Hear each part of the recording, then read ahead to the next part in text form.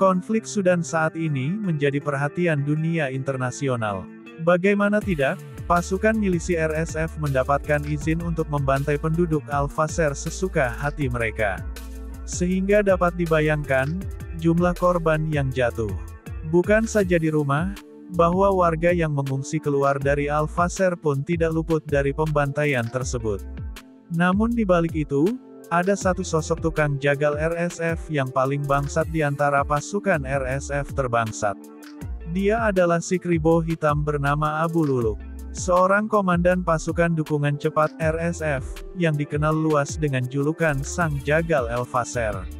Si tulang jagal Al-Fasher ini bernama asli Al-Fateh Abdullah Idris. Diangkat sebagai komandan lapangan berpangkat brigadir di tubuh RSF. Di dalam struktur RSF, Abu Jahal masa kini tersebut, dikenal sebagai salah satu tokoh utama yang terlibat dalam pembantaian massal terhadap warga sipil di Al-Fasher setelah kota itu jatuh ke tangan RSF pada Oktober lalu. Tidak main-main, aksi gilanya di Al-Fasher secara terang-terangan dipublikasikan di media sosial. Di mana dalam berbagai rekaman video, ia terekam menyombongkan diri telah membunuh sekitar 900 warga sipil dan menyatakan tekad menambah korban hingga 1.000 orang. Selain itu, dalam rekaman audio lain yang diyakini bersuara dirinya, ia mengatakan, "Aku akan terus membunuh hingga jumlah korban mencapai 2.000 orang." Bukan saja satu video, dalam salah satu video lainnya, yang harus admin sensor, Abu Jahal masa kini tersebut terlihat menembak seorang pria yang sudah tergeletak di parit setelah berkata, "Aku tidak akan memberi ampun padamu, aku tidak akan memaafkanmu." Selain itu, dalam video lainnya, ia juga terekam menanyai seorang warga sipil bernama Aam Ahmed tentang asal suku dan posisi militer Sudan, lalu menembaknya dari jarak dekat setelah mengetahui pria itu berasal dari suku Borgo, kelompok non-Arab Darfur. Pasca videonya viral, Komandan RSF, Jenderal Muhammad Hamdan Dagalo alias Hemeti akhirnya kena semprot oleh donatur mereka. Sehingga untuk menjaga citra RSF yang sudah buruk, Raja Iblis Hamdan lalu membuat rapat darurat, dan mengumumkan telah membentuk komite hukum dan militer untuk menyelidiki pelanggaran selama pengambil alihan Al-Fasher.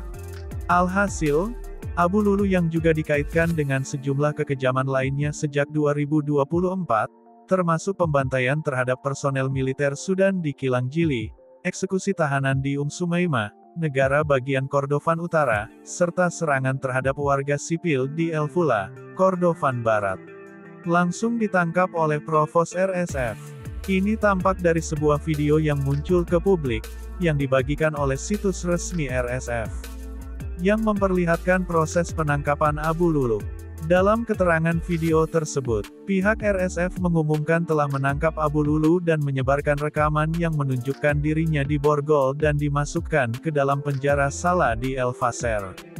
Dalam pernyataannya, RSF menyebut penangkapan ini sebagai bagian dari komitmen menegakkan hukum internasional dan mencegah pelanggaran yang mencederai martabat manusia serta bertentangan dengan Konvensi Jenewa.